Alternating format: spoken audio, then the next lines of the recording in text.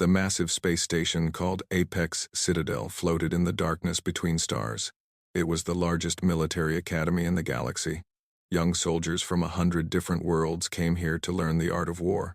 For 3,000 years, the Galactic Coalition had trained its finest warriors within these metal walls. Commandant Vethrix stood in his office and stared at the message on his screen. He was a saurian, a species of tall reptilian creatures with scales the color of dark bronze. His people had been warriors for 10,000 years. They had built empires and crushed rebellions. They knew war better than most species in the galaxy. But the message on his screen made his tail twitch with annoyance. The Coalition Council had assigned a new instructor to the academy. This instructor would teach the most difficult course in the entire program. It was called Combat Lethality and Tactical Elimination. The cadets called it something simpler. They called it the Kill Count class. The new instructor was a human. Vethrix had met humans before. They were a strange species from a small blue planet called Earth. They had only joined the Coalition 15 years ago. In galactic terms, they were practically newborns. Most species had traveled among the stars for thousands of years. Humans had barely figured out how to leave their own solar system. But there was something different about humans. Something that made other species nervous. Earth was what scientists called a death world. The gravity was strong. The weather was violent. The planet was filled with predators, diseases, and natural disasters. Most intelligent species evolved on gentle worlds with stable climates. Humans had clawed their way to intelligence on a planet that seemed designed to kill them. Vethrix had read the reports about human history. He wished he had not. The things humans had done to each other made even saurian warriors feel sick, and now one of these humans was coming to teach at his academy. The transport ship arrived 3 days later. Vethrix went to the docking bay himself. He wanted to see this human instructor with his own eyes. The airlock opened with a hiss of pressure. A single figure walked through. Commander Marcus Cole was not what Vethrix expected. The human was small, barely reaching the saurian's chest. He had no claws, no fangs, no scales or armor. His skin was soft and brown. His hair was gray at the edges. His eyes were dark and calm like deep water. He looked like prey, but when those eyes met the Commandant's gaze, Vethrix felt something strange. A chill ran down his spine. He had felt this sensation before, long ago, when he had faced a deadly enemy on the battlefield. It was the feeling of being watched by a predator. "Commandant Vethrix," the human said. His voice was quiet and steady. "Thank you for the welcome. I look forward to teaching here." "Commander Cole." Vethrix forced his voice to remain calm. "The Council speaks highly of you. They say you are experienced." A small smile crossed the human's face. It did not reach his eyes. "I have some experience, yes." The first class was held on the following morning. The lecture hall was filled with cadets from across the Coalition. There were saurians with their bronze scales and powerful tails. There were Volanthi, slender beings with pale blue skin and large eyes that could sense emotions. There were Kariks, insectoid creatures with 4 arms and clicking mandibles. There were a dozen other species, all watching as the small human walked to the front of the room. Whispers filled the air. "That is the instructor. He is tiny. Humans are from a death world. But look at him. No natural weapons at all. This must be a joke. What can he teach us?" A young saurian named Kethvor laughed quietly. He was the largest cadet in the class, the son of a famous general. He had been trained in combat since he could walk. This soft little human was supposed to teach him about killing. The idea was absurd. Commander Cole reached the podium. He did not speak. He simply touched a control panel. A holographic number appeared in the air above him. It glowed bright blue against the dark ceiling. 147. The whispers died. "This number," Cole said softly, "is my confirmed kill count from the Terran Unification Wars." Silence crashed through the room like a wave. Every cadet stared at the number. Among Coalition species, a personal kill count above 10 was considered the mark of a legendary warrior. Most soldiers served their entire careers without ever killing anyone directly. Modern warfare was fought with ships and drones and automated systems. 147 direct kills was not a warrior. It was a monster. "I did not come here to impress you," Cole continued. His voice remained calm. "I came here to teach you. By the end of this course, you will understand why this number exists. You will understand what humans learned about war during our long and bloody history. and you will understand why the Coalition Council believes you need to learn these lessons. Keith Vor found his voice. With respect, Commander. We have been fighting wars for thousands of years. What can humans possibly teach us? You have only been in space for a short time. Cole looked at the young Saurian. There was no anger in his eyes. Only patience. You are correct, Cadet. Your species has a proud military tradition. You have won many wars. He paused. Tell me, in your people's most deadly war, how many Saurians died? Kethvor straightened with pride. The War of Three Empires. 2 million Saurians gave their lives over the course of 50 years. It was our greatest sacrifice. Cole nodded slowly. Then he touched the control panel again. New numbers appeared. Dates and death tolls from human history. World War I, 20 million dead. 4 years. World War II, 70 million dead. 6 years. The Resource Wars, 130 million dead. 12 years. The cadets stared in horror. Humans have been killing each other since before we learned to write, Cole said. We have fought with stones, with swords, with guns, with bombs that could destroy entire cities in a single flash. We have used poison gas and biological weapons and nuclear fire. We have committed horrors that would give your worst nightmares fuel for 1,000 years. He looked across the silent room. We are not proud of what we are, but we survived. And along the way, we learned things about war that no other species has ever needed to learn. We learned how to fight when outnumbered, how to keep fighting when wounded, how to win when winning seemed impossible. A Valanthi cadet named Cirrus raised her hand. Her voice trembled slightly. Why? Why would any species do such things to itself? Cole was quiet for a moment. When he spoke again, his voice was soft. Because our world gave us no choice. On Earth, everything was trying to kill us. The weather, the animals, the diseases, even the planet itself. We evolved to fight, to survive, to never, ever give up. He looked at Cirrus with something like sadness in his eyes. You ask why we are the way we are. The answer is simple. We come from a world that taught us one lesson above all others.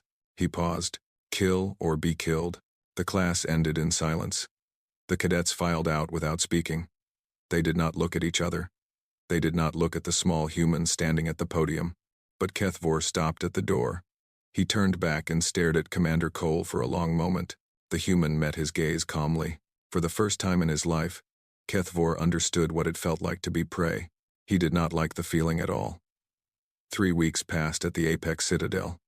Commander Cole's classes became the most talked about subject in the entire academy. Cadets who were not enrolled in his course would gather outside the lecture hall, hoping to hear fragments of his lessons through the doors. What they heard disturbed them. Cole taught concepts that seemed barbaric to coalition species.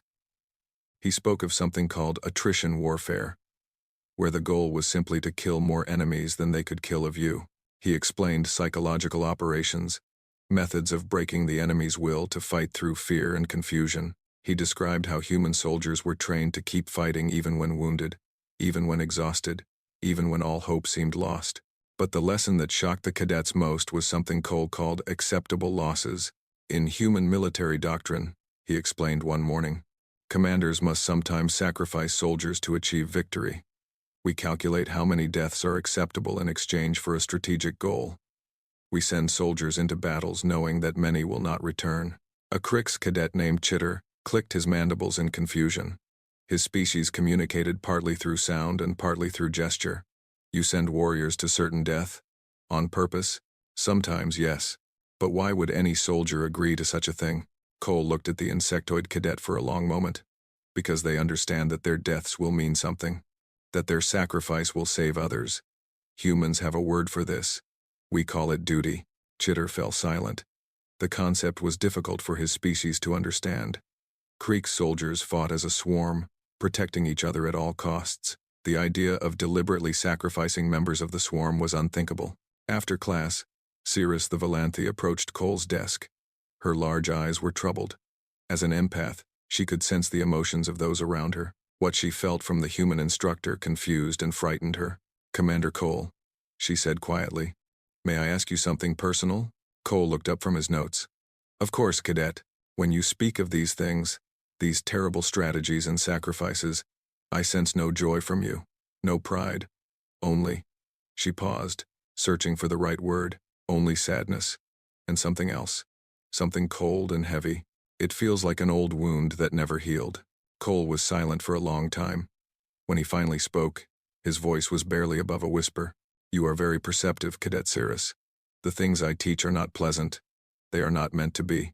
I teach them because the galaxy needs to understand what humans learned through centuries of blood and suffering. He met her eyes. War is not glorious. It is not honorable. It is simply survival. And sometimes, survival requires us to become monsters. He rolled up his sleeve. Cirrus gasped softly. The human's arm was covered in scars. Burn marks twisted across his skin like rivers on a map. Some wounds had healed poorly, leaving ridges of raised flesh. This was not the arm of an instructor. It was the arm of a survivor. I carry these reminders with me always, Cole said. They help me remember the cost of the lessons I teach. The next day, Cole showed the class a recording from human history. It was footage from something called the Battle of Stalingrad. The images were old and grainy, but the horror was clear. Human soldiers fought in the ruins of a frozen city. They killed each other with rifles, with knives, with bare hands. The battle lasted for months. When it finally ended, nearly 2 million humans were dead. HFY watched with growing disbelief. This cannot be real. No species would fight like this. The losses are insane. Any rational commander would have retreated. You are correct, Cole replied. By rational military standards, both sides should have withdrawn. The cost was too high. But humans are not always rational in war. Sometimes we fight simply because we refuse to lose. We call this stubbornness. We call it pride. We call it spite. He paused. The soldiers at Stalingrad kept fighting because surrender was unthinkable. They would rather die than give up. That is madness, HFY said. Yes, Cole agreed. It is. But it is also why humans win wars that should be impossible to win. After the lecture, Cirrus found HFY in the corridor. The big saurian was leaning against a wall, his tail twitching with agitation. Are you all right? She asked. I do not understand these humans, HFY admitted. They are small and soft. They have no natural weapons. But they speak of war as if it is their natural state, as if killing is as easy as breathing. He shook his head. My people have been warriors for 10,000 years. But the things this human describes, we would never do such things. Perhaps that is why they survived their death world, Cirrus said softly. Perhaps those who were not willing to do terrible things did not live long enough to have children. HFY stared at her. The thought was deeply disturbing. That evening, Commander Cole received a priority message from Coalition intelligence. He read it in his quarters, with a growing sense of dread. The Dravak hegemony was massing forces near the border. The Dravak were an aggressive species from the far side of the galaxy. They had been expanding their territory for centuries, conquering or destroying anyone who stood in their way. The Coalition had maintained an uneasy peace with them for 50 years. But that peace was showing cracks. Intelligence reports suggested the Dravak were preparing for a major offensive. Their target was unclear, but the most likely candidate was a Coalition border world called Sentinel's Watch. It was a strategically important planet with a small military garrison and a large civilian population. If the Dravak attacked, the garrison would not survive long enough for reinforcements to arrive. Cole stared at the report for a long time. Then he opened a new file and began writing a message to Terran High Command. The next morning, Cole addressed his class with unusual intensity. Everything I have taught you so far has been theory, he said. History lessons, statistics, but war is not fought with theories. War is fought with soldiers who bleed and die, and keep fighting anyway. He looked at each cadet in turn. I want you to understand something. The lessons I teach are not abstract concepts. They are survival skills, and you may need them sooner than you think. HFY raised his hand.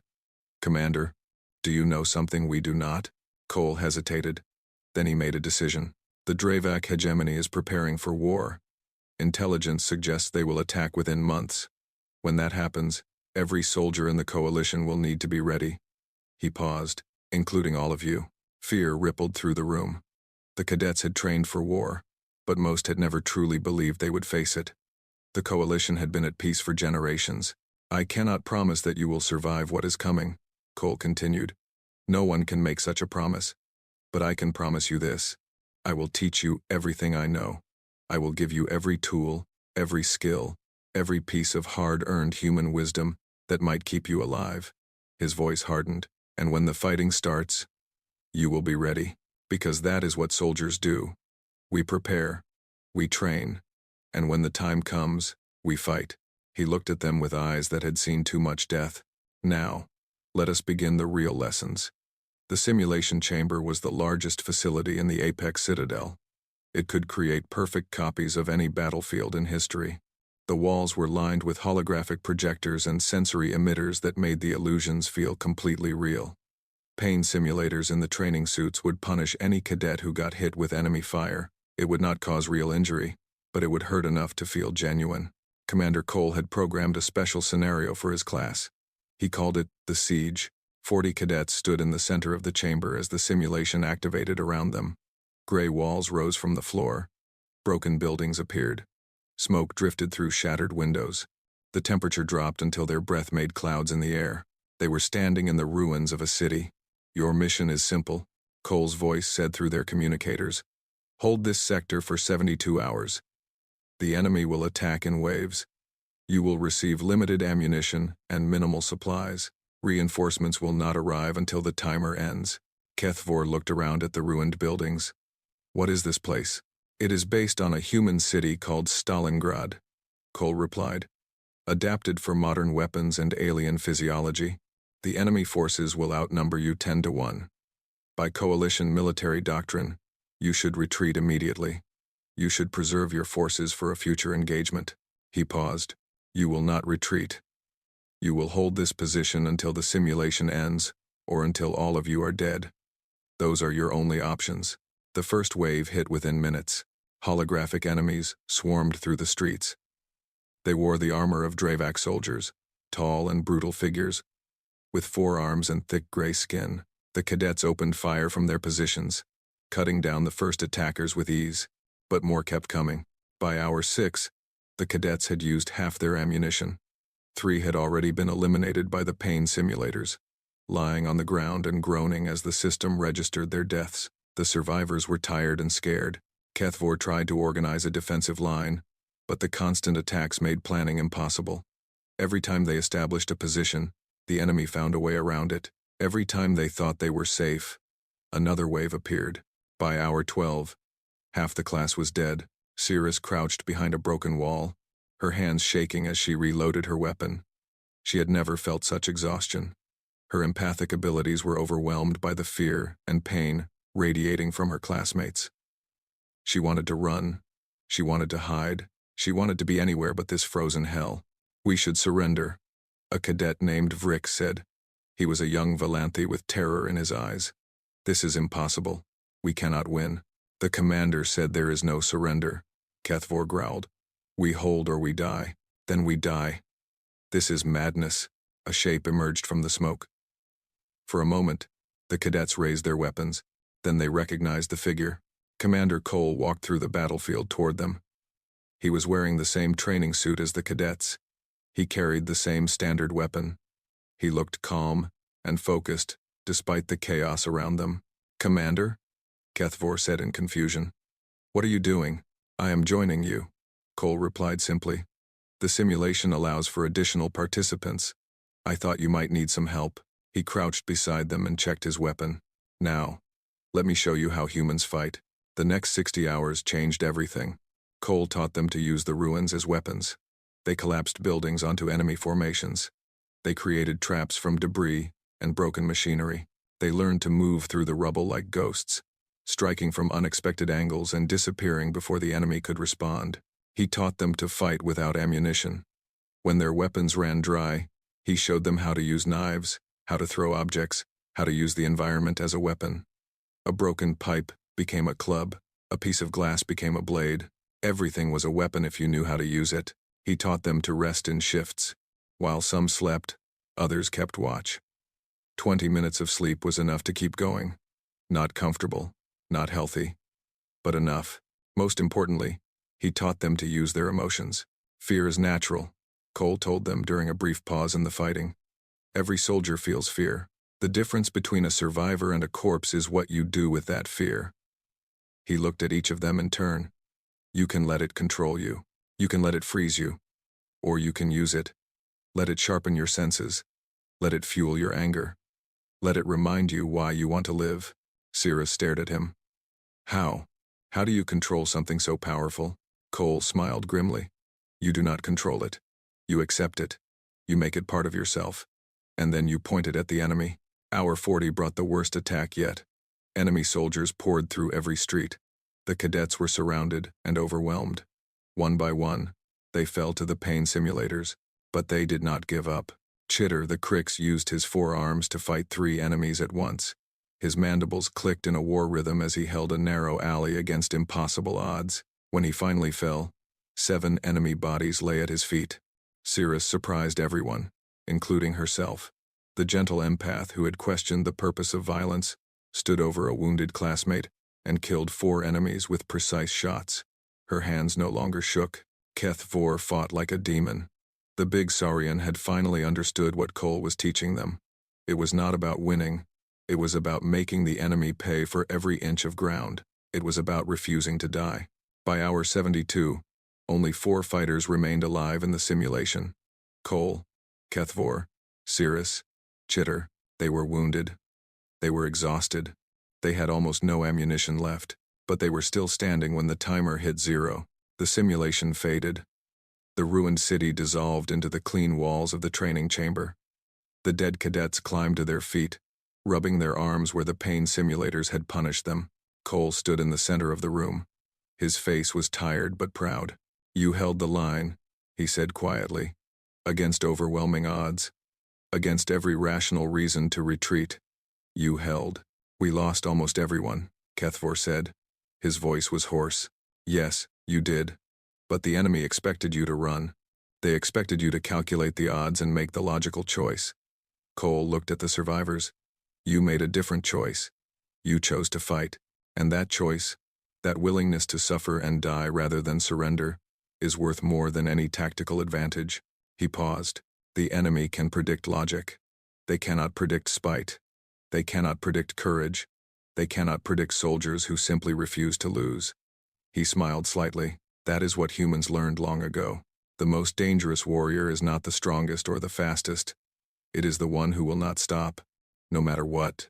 The cadets filed out of the simulation chamber in silence. But something had changed. They walked differently. They held themselves differently. They had faced the worst and survived. Cyrus stopped beside Cole at the door. I understand now, she said softly. What you feel. That cold, heavy thing inside you. She met his eyes. It is not a wound. It is armor. You built it from your pain to protect yourself. Cole looked at her for a long moment. You are wise, Cadet Cirrus. Perhaps too wise. He sighed. Yes, that is what it is. And now you have started building your own. Cirrus nodded slowly. She did not know if that was a good thing or a bad thing. Perhaps it was both. The attack came without warning. Drevak warships dropped out of hyperspace above Sentinel's watch and began their assault. Orbital defense stations exploded in balls of fire. Communication satellites were destroyed within minutes. By the time the coalition garrison understood what was happening, 30,000 Drevak soldiers were already landing on the surface. The garrison commander, a Volanthi named Admiral Sen, sent out a desperate emergency signal before the communications went dark. Help was coming, the message said. Hold as long as possible. But help was 3 months away. At the Apex Citadel, Commander Cole received the news with cold fury. He had warned the coalition this would happen. He had begged them to reinforce the border. They had debated and delayed, and now Sentinel's watch was dying. Then a second message arrived. This one was from Terran High Command. Cole read it twice. Then he began to pack his gear. The Human Rapid Response Force known as the 77th Drop Shock Regiment was being deployed. They would reach Sentinel's watch in 6 days. They needed a forward tactical advisor who understood both human and coalition military doctrine. Cole was the obvious choice. He was preparing to leave when 3 figures appeared at his door.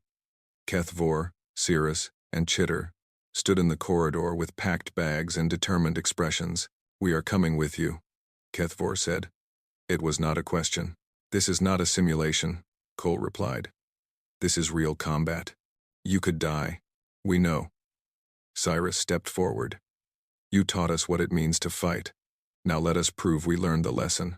Chitter clicked his mandibles in agreement. The Cricks rarely spoke, but his meaning was clear. Cole studied them for a long moment. Part of him wanted to refuse. They were young. They had potential. They deserved to live. But another part of him understood. He had seen that look before, in the eyes of young soldiers throughout human history. They needed to prove themselves. They needed to face the fire. "Very well," he said finally. "But you follow my orders without question." "Understood." "Yes, Commander." The transport ship reached Sentinel's watch 6 days later. What they found was a nightmare. The Drevak had already conquered 80% of the planet. The Coalition garrison had retreated to a single city called Last Haven. 4,000 soldiers defended the walls against an endless tide of enemies. The civilian population, nearly 2 million people, huddled in underground shelters and prayed for rescue. Admiral Sen met them at the landing zone. The Volanthi commander looked exhausted and afraid. "Thank the stars you are here," she said. "But I must be honest. I do not understand why. You have brought 800 soldiers against an army of 30,000. This is suicide." Cole smiled grimly. "Perhaps. But we are very good at suicide." The human dropships descended through the burning sky. 800 soldiers of the 77th Dropshock Regiment landed in the middle of the war zone. They wore heavy armor painted in dark colors. Their helmets hid their faces. Their weapons were larger and more brutal than standard Coalition equipment. What struck Kethvor most was their attitude. These humans were walking into almost certain death, outnumbered nearly 40 to 1. And they were smiling. One soldier, a scarred woman with sergeant stripes on her armor, noticed his confusion. "First time fighting alongside humans?" she asked. "Yes," she laughed. "Do not worry, big guy. Stick with us. We will show you how it is done." The Drevak attacked that night. Their commander, a massive warrior named Grath, expected an easy victory. His tactical computers calculated that the defenders would fall within 6 hours. 12 hours later, Grath's forces had advanced exactly 0 meters, and they had lost 3,000 soldiers. The humans fought like nothing the Drevak had ever encountered. They did not simply defend. They attacked. Small teams of human soldiers slipped through enemy lines in the darkness, destroying supply depots, killing officers, sabotaging vehicles. Every time the Drevak thought they had located a position, the humans were already somewhere else. Cole coordinated the defense from a command bunker beneath the city. Maps and screens surrounded him. He gave orders in a calm voice, moving soldiers like pieces on a game board. But this was no game. Every order sent people to their deaths. 3rd Squad, advance to Sector 7. Draw their attention. 5th Squad, flank from the west, hit them hard and pull back. 9th Squad, hold position. No retreat. Make them pay. Kethvor listened to the orders and realized something terrible. Cole was not just defending the city. He was bleeding the enemy dry. Every engagement was designed to kill as many Drevak as possible, while losing as few humans as necessary. Acceptable losses. The concept finally made sense. On the 3rd day, a Drevak assault broke through the outer walls. Cyrus was stationed in that sector with a company of human soldiers. She watched in horror as enemy troops poured through the breach. The human captain, a young man named Torres, did not hesitate. "Fix bayonets," he ordered. Cyrus did not understand. "What are bayonets?" "Oh." Torres pulled a long blade from his belt and attached it to the end of his rifle. Around him, human soldiers did the same. "They are for when the guns run out," he said with a savage grin. "Now stay behind us." The humans charged into the enemy wave with blades flashing. They screamed as they ran, a terrible sound that made the Drevak hesitate for just a moment. It was enough. Cyrus had never seen violence like this. Close combat, personal, brutal. Humans stabbing and slashing with their improvised spears. Some were cut down, but they kept fighting even as they fell. One soldier killed 3 enemies with his hands after losing his weapon. When it was over, the breach was filled with bodies, mostly Drevak. Torres wiped blood from his face and looked at Cyrus. "You okay?" She could not speak. She could only nod. "Good. Get some water. They will be back soon." The siege continued for 19 days. 19 days of constant fighting. 19 days of sleepless nights and desperate battles. 19 days of watching friends die and killing enemies and somehow finding the strength to keep going. Chitter discovered that he was good at war. The Krieks used his forearms to become a one-soldier defensive position. He could shoot, reload, throw grenades, and drag wounded soldiers to safety all at the same time. Human soldiers started calling him Spider. He did not mind. HFY finally understood what Cole had been teaching them. The humans did not win because they were stronger. They won because they simply refused to lose. Every time the Dravak thought they had broken the defense, the humans rallied and pushed back. Every time the situation seemed hopeless, the humans found a way. On day 19, with less than half the 77th still alive, coalition reinforcements finally arrived. A fleet of warships appeared in orbit. Fresh soldiers poured down from the sky. The Dravak army, already battered and demoralized, collapsed within hours. Grath himself was killed, trying to retreat to his ships. The invasion was over. In the ruins of Last Haven, Cole stood among the survivors. Of the 800 humans who had dropped, only 212 remained. The ground was carpeted with bodies. 17,000 Dravak soldiers were dead. HFY found Cole sitting alone on a pile of rubble. The human was staring at nothing, his face empty. "Commander, are you all right?"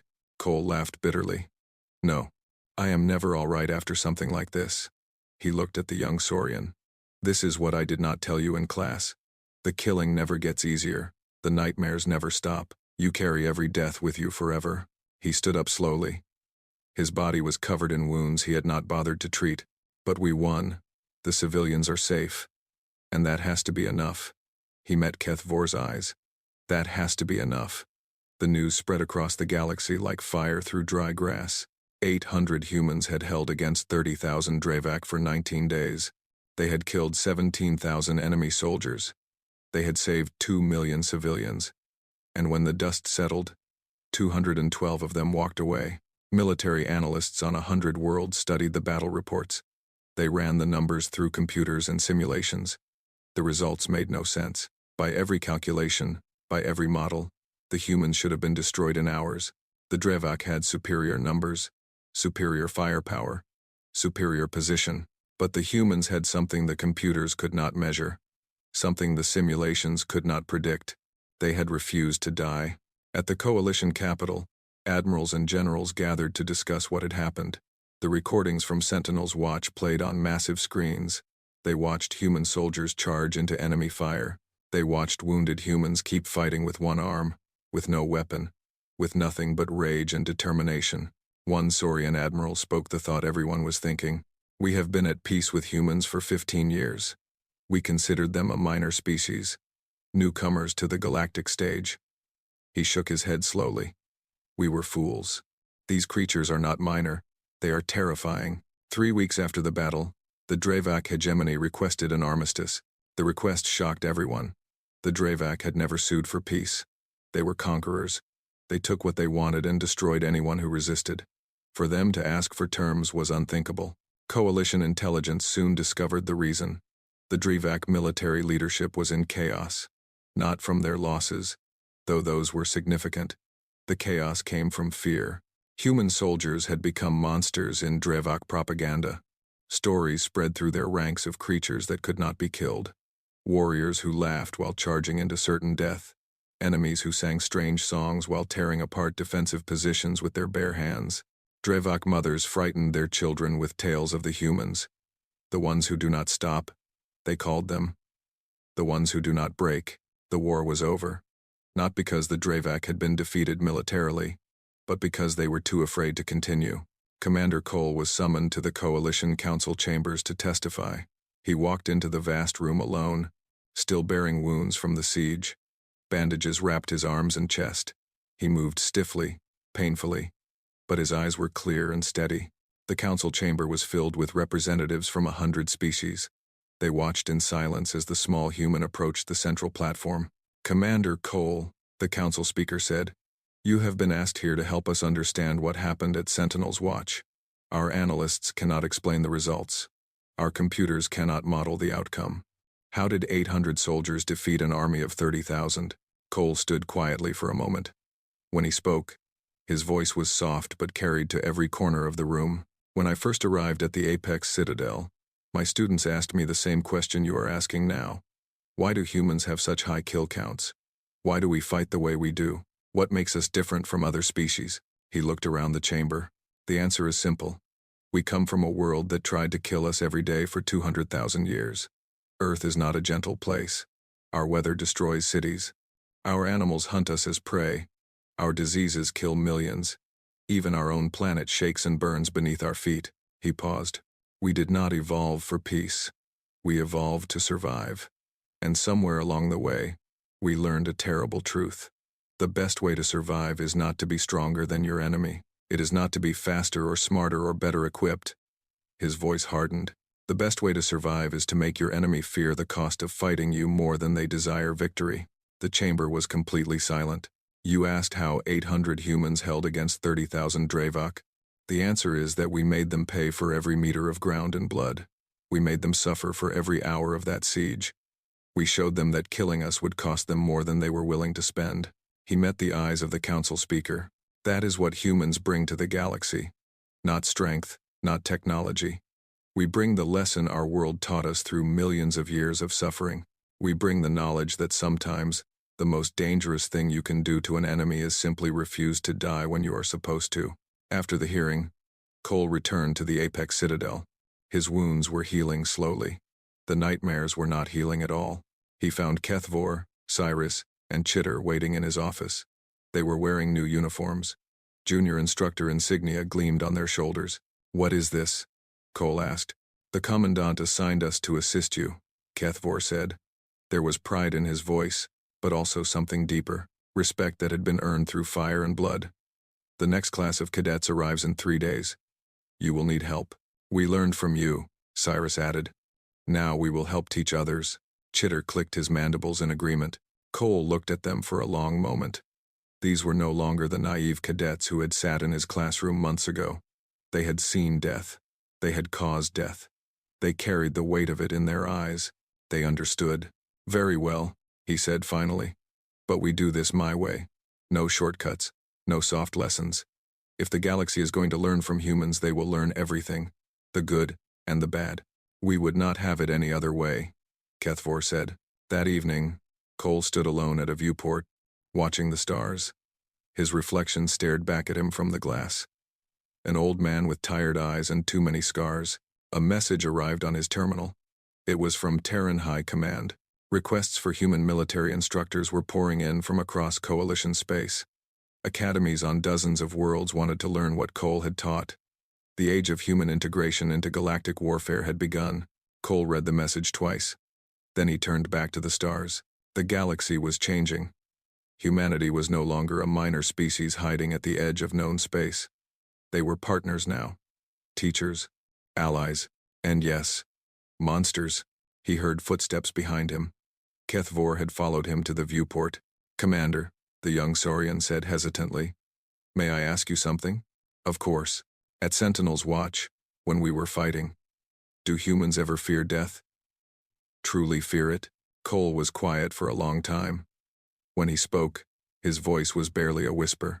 Every single day. Kethvor frowned. I do not understand. You fight as if you do not care whether you live or die. No. Cole turned to face him. That is the secret, Kethvor. We are not fearless. We are terrified. Humans fear death more than you can possibly imagine. But we learned something long ago on our violent little world. Fear is a tool.